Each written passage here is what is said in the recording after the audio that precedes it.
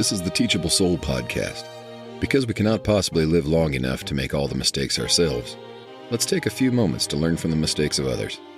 The Teachable Soul podcast, where guests and listeners like you share stories of failure and teachable moments on the journey to success. Here's your host, Kat Daniels. Welcome to the Teachable Soul podcast. I'm your host, Kat Daniels, and today with me I have two guests. One who runs the Autism Rocks and Rolls podcast, which I highly suggest you all check out. He's getting quite the following. He has autism himself and has beat a lot of odds. And today with me I have both him and his mother. So let's all welcome Sam Mitchell and Gina Mitchell. Thank you for joining us today. You're welcome. Thank you. Thank you for having us and giving us this opportunity. Thank you. Absolutely. Yeah. So are you, I don't know. I don't even know where to start, honestly. So you started the podcast. Was it your idea, Sam, or was it like with your mom kind of saying something in your ear? Well, it was partially our school's idea, quite frankly. Really? Our school, I was at a Riley dance marathon at the school. That was the first ever Eastern Green dance marathon. Uh-huh. And I they were interviewing my friend, and I asked what they were doing. So they was called Media Club, and they worked on a bunch of other stuff, including podcasting. So not knowing what it was at the time, I was like, okay, I'll join next year. Then I joined next year, and then the podcasting comes along, and I run my own, and then the school's cast called Thundercast. That's what we have. Mm-hmm. And I always wonder if I could do my own at home, like my own, homemade podcast, I guess. And I was able to. Well, that's awesome. So it was kind of also your idea because you wanted to do your own at home after going Correct. to like media class. That's so cool. I loved media class when I was in high school. It was one of my favorites. It was a club for us. Oh, it was just a club? Yeah, just a club. Oh, okay. Because you said you had to wait until next year. I thought it was like a class. No, that was just a club. Gotcha. Well, that's awesome. So that sparked your interest and got you going, huh? And how many episodes are you in now? 18. Oh, 18. When did you start it? A little over a year ago. Has COVID affected it at all? I've done more lately with it, so yeah. Right? I know. I think that COVID is actually like good for podcasting in some ways. Yeah, I could see what you mean. Yeah. So Gina, when he came home and was talking about this media club and podcasting, did you have any idea what he was talking about? Yeah, I knew just from him doing podcasts at school, I wasn't like real familiar with podcasts, but I knew kind of what it was. And then, I was familiar. I was a little skeptical of him doing it on his own because I didn't know what it would entail. And so I actually talked to like his media person.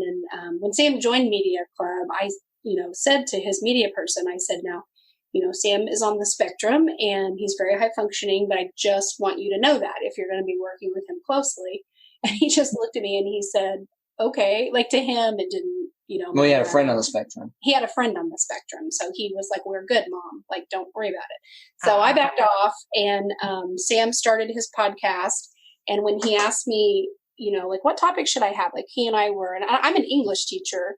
So, I help him with his editing and all of that stuff. But I told him, I said, you need a podcast, with something that you're very passionate about because that passion will come through on my podcast. And so, he said, well, I'm not ashamed of having autism because we've never taught him to be ashamed. And so that's kind of where it came from. Something that he knows a lot about because he, lives with it every day. But my feeling was a little skeptical at first, but then, I'm kind of a go-getter too. So I was like, do it. Let's see what happens. Right. That's fun. And yeah, I think podcasting is fun. So absolutely. It is. You couldn't do it though. You don't know how it works. Well, I don't know how the technicalities work, but he's taught me a lot of what it is. So it's been awesome. I bet. That's super great. Have you guys ever thought about doing a podcast together as well? We have. Oh, that's right. You did the live thing, right? Not a live thing. We've done live videos, but we've done, if you see 105 on there, Meet My Mother. That was over her. Oh, okay. Awesome. I haven't seen that. Where is it at? Is it on YouTube? It's on Podbean and YouTube, Podbean? Spotify, Apple Cloud. Cool. So it's everywhere. Apple Podcast too. iTunes, yeah. Yeah. Perfect. Awesome. I'll have to check that one out.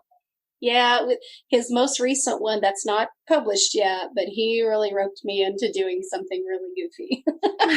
So that one will be out soon. But as far as like running one together as like his co-host, No.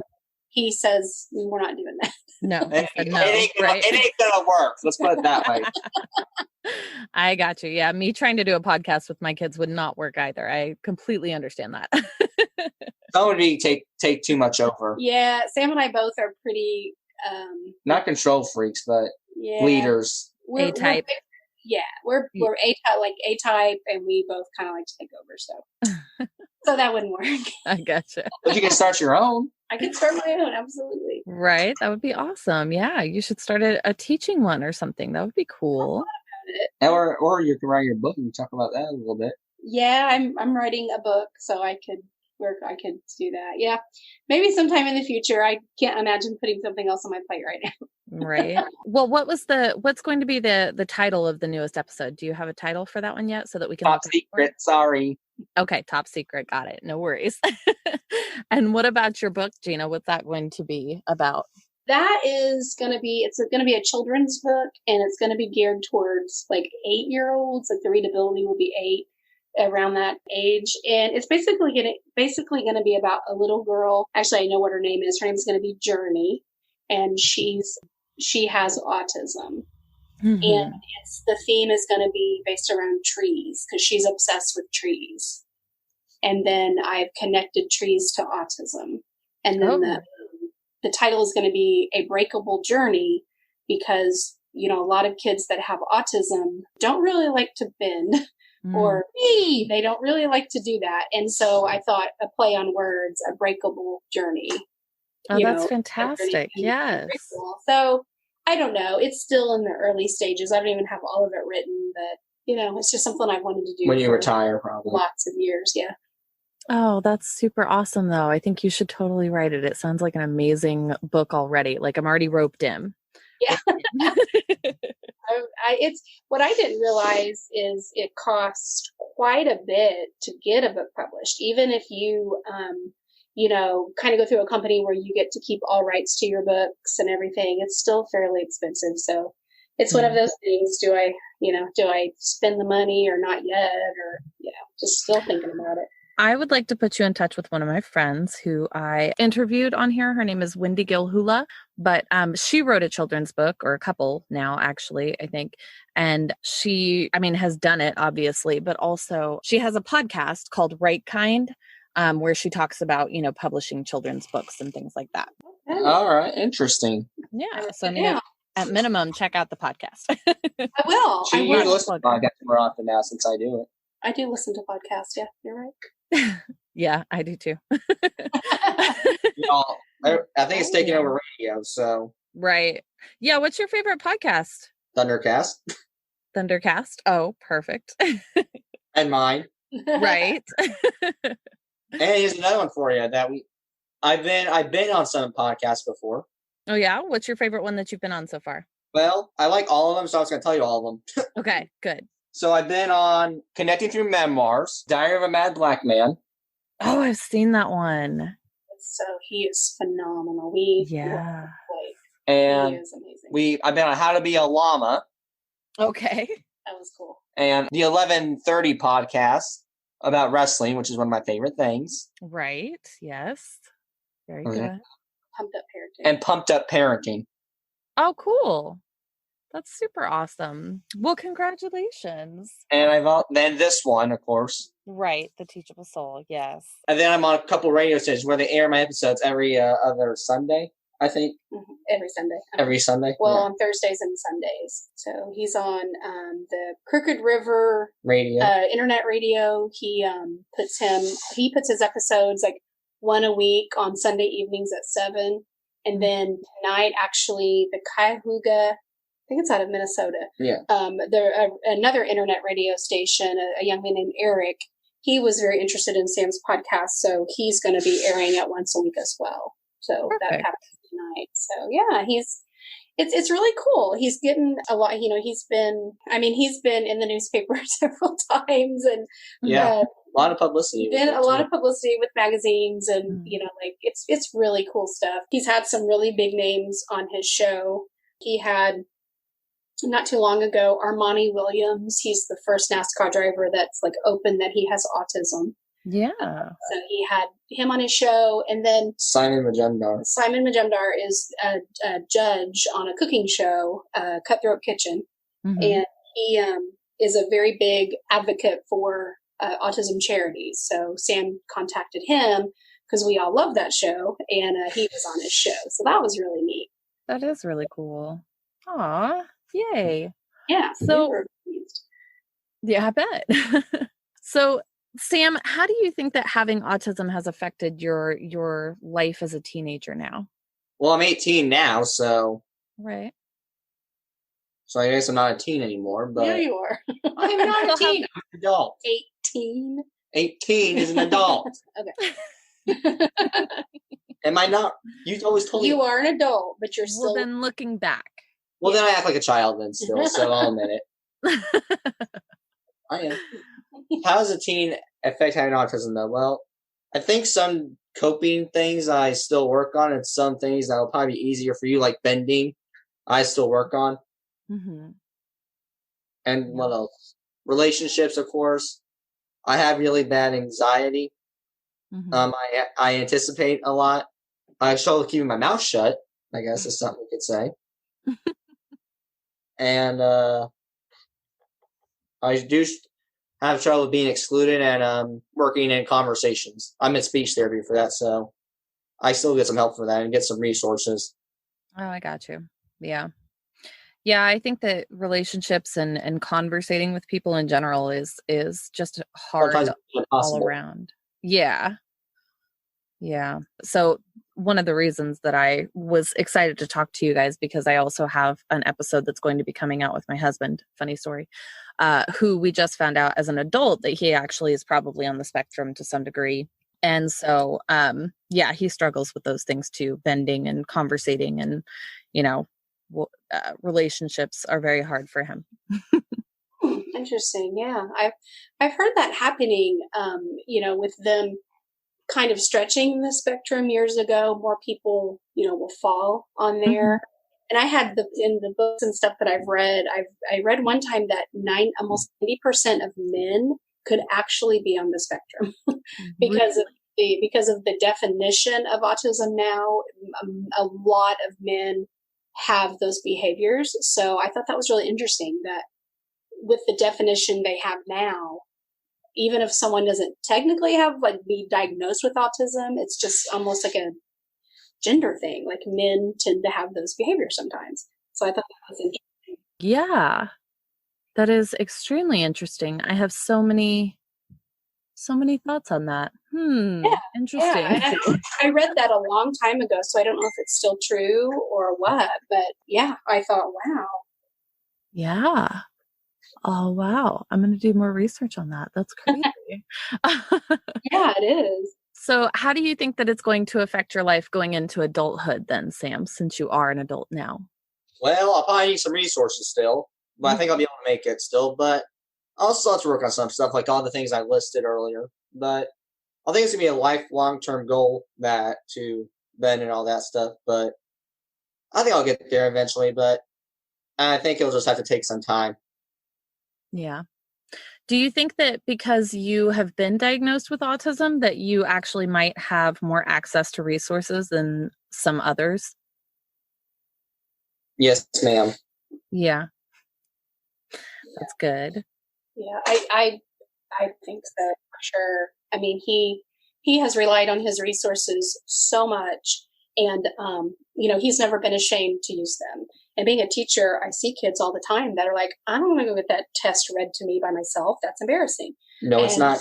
And we've always told him, but like Sam, because he kind of went through a phase where I he didn't but, want to do that. But I was like, let's just get it done eventually. Yeah, but it was like, why would you not use a resource that's going to help you? I use resources every day that help me. Right. Just I use a calculator. I balance my checkbook a certain way, and I resources. So I told him, I said, everybody needs resources. So he has never, he uses his float pass. He's in speech therapy for conversations. He relies heavily on his resource teacher. He just embraces it, and I'm so glad, because I've never wanted to fight him on that, and I really never have had to. That's super great. Yeah, that's good. What is a float pass? It's where here's how it works. This is for people who necessarily aren't on the low side of the spectrum, but are on the functioning side, I guess. Right. This is the word. So you go into your classroom and you get the lesson, or whatever lesson that it is. If you're in the math class, you'll hear the notes or whatever. Mm-hmm. And then when you're done, you can float and go into the resource room. And so you have to have like a hall pass type thing to get there. Yeah, sort of like that, but. Gotcha. Yeah, and he's always had, he's had services since preschool, because he was diagnosed when he was 4.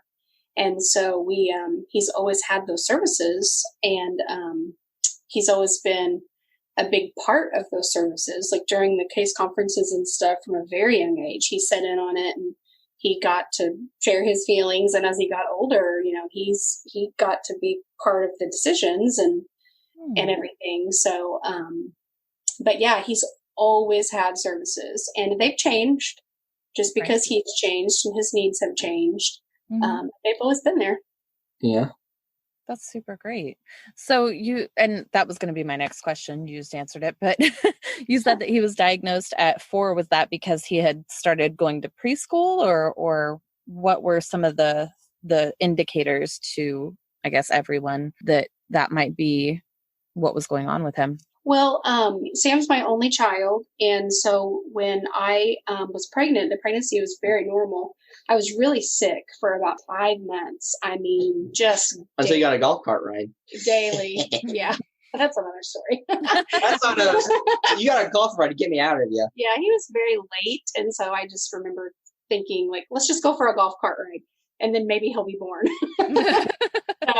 Don't I let him embarrass you? But anyway, it was pretty normal. And then, he never really hit his milestones on time. He, did everything late. He did it, but when he crawled and he pulled up and he rolled over and he walked, all within like a month or 2. It was just boom, boom, boom. And it wasn't until he was about 9 or 10 months. And I thought, man, he is just kind of late on that stuff.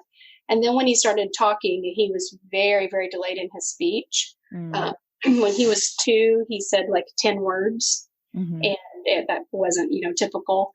And so we put him in speech therapy, but the main thing was just behaviors that matched autism.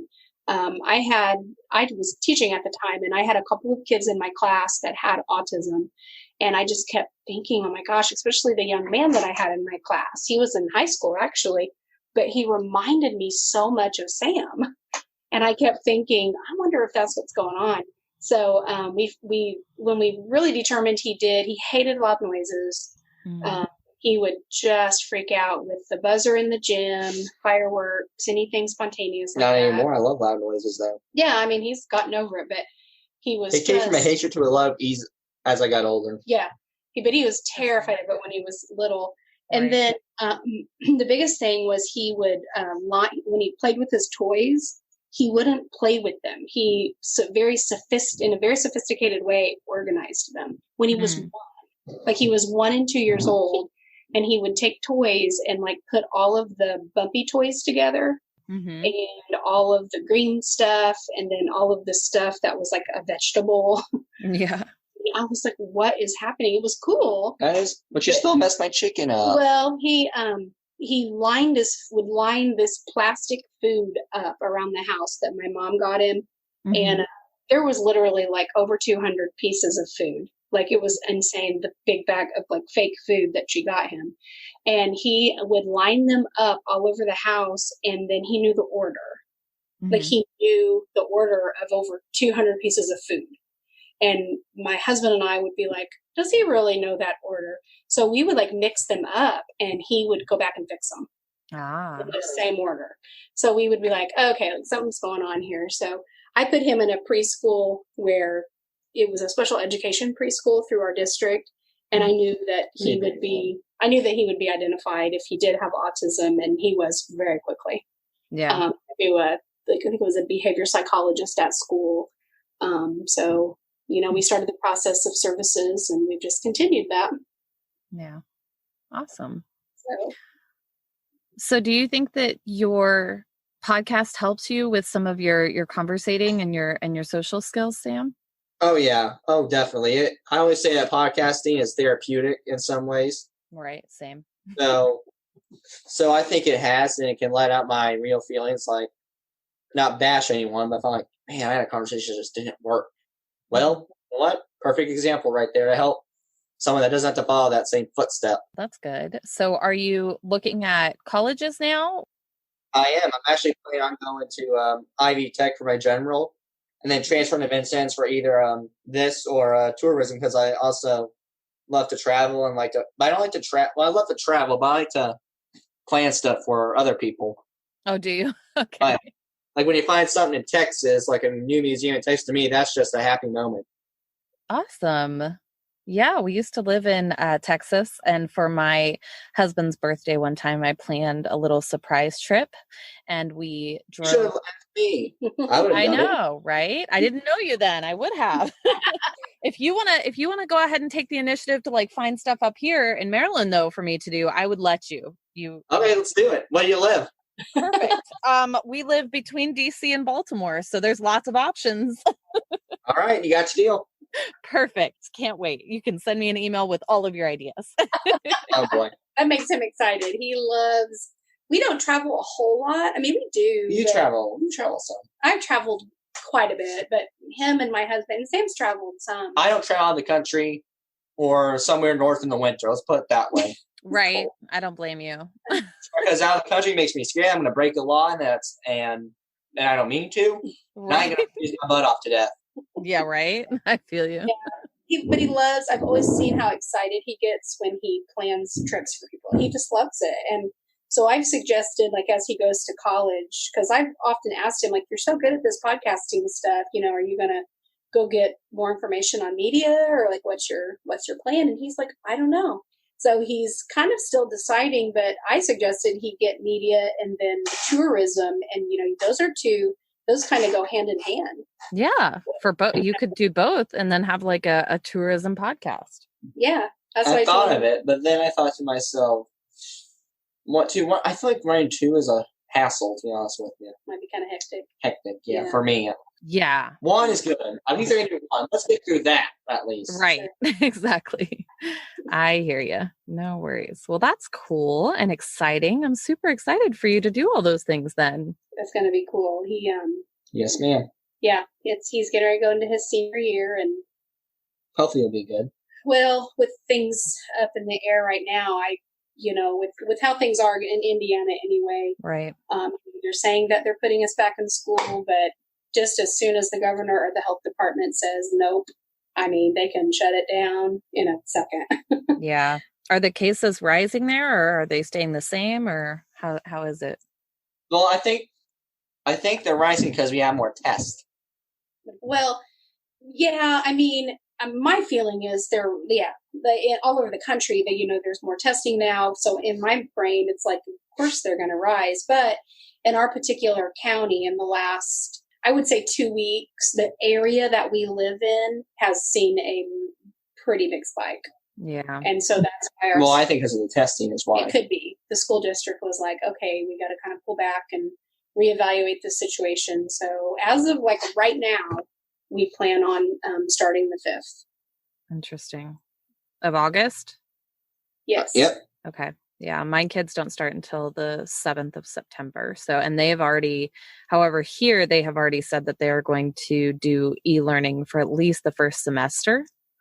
Oh, okay. Yeah. And so I'm hoping, I was hoping, back in March when all this started, but I'm trying to stay positive and keep my fingers crossed for, better times ahead.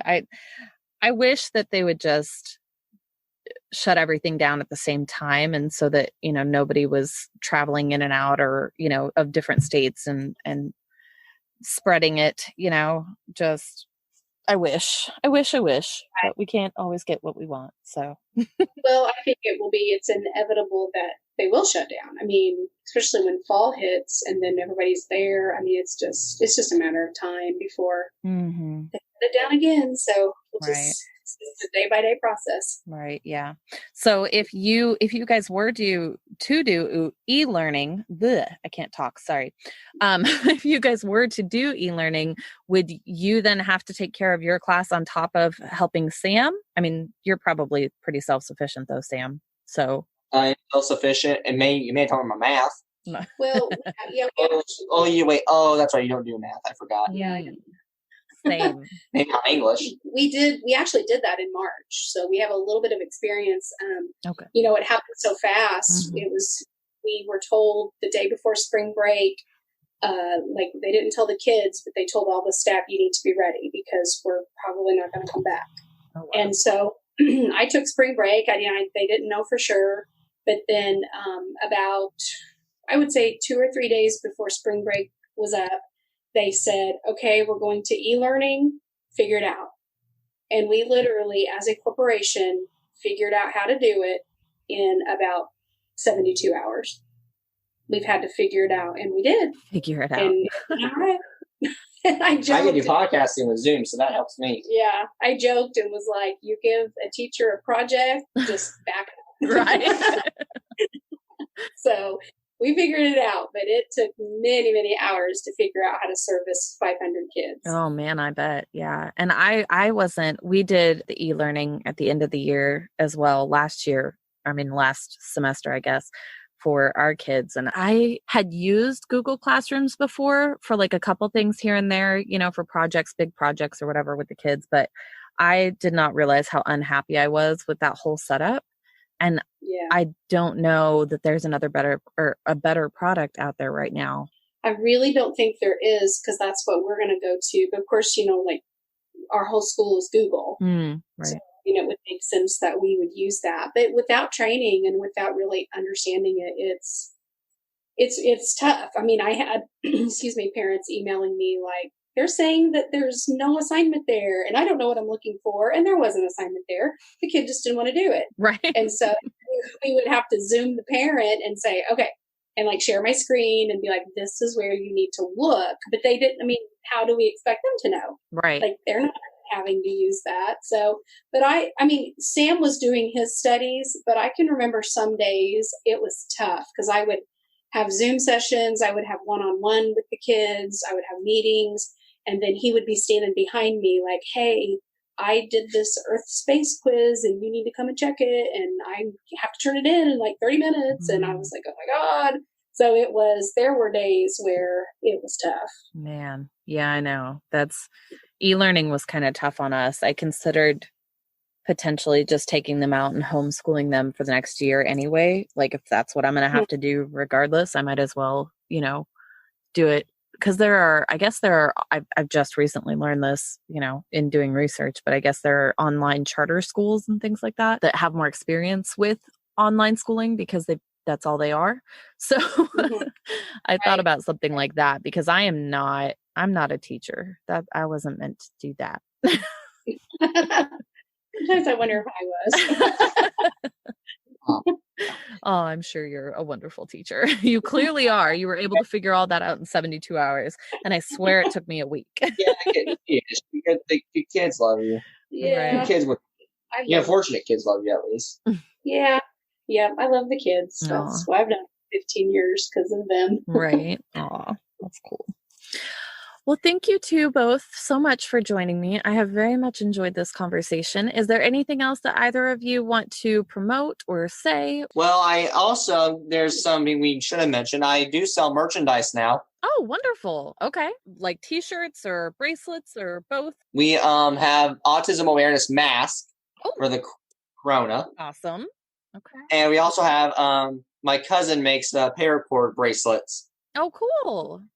They're autism awareness. They're bracelets. Autism awareness, but they're lit. They're very cool. They're paracord bracelets and they're red and blue. But what I was going to say is, on top of what he said, if you wanted to know more about Sam and know about his story, what his services are. Sam is trying to become a motivational speaker. Awesome. So he is offering that to kind of schools and things.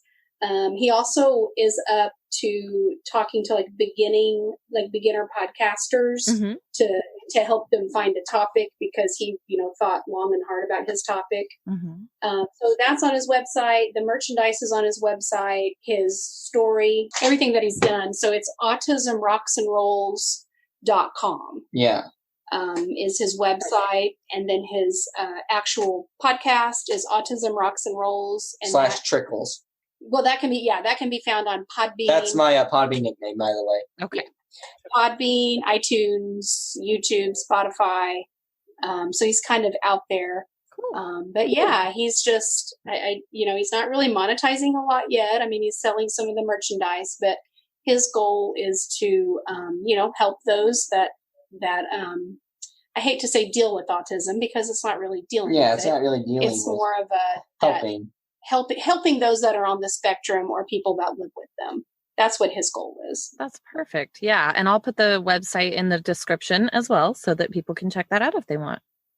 Perfect. Yeah. Well, thank you both again so much for joining me, and I hope that you enjoy the rest of your day. Thank you so much. Absolutely. It's nice to meet you. You too. Thanks. Bye. You have been listening to the Teachable Soul podcast. You can find us on any social media platform, Facebook, LinkedIn, and Instagram as The Teachable Soul, or on Twitter as Teachable Soul. Also, if you'd like to help support the show, you can find us at patreon.com/The Teachable Soul. You can also visit our website for more information at theteachablesoul.com.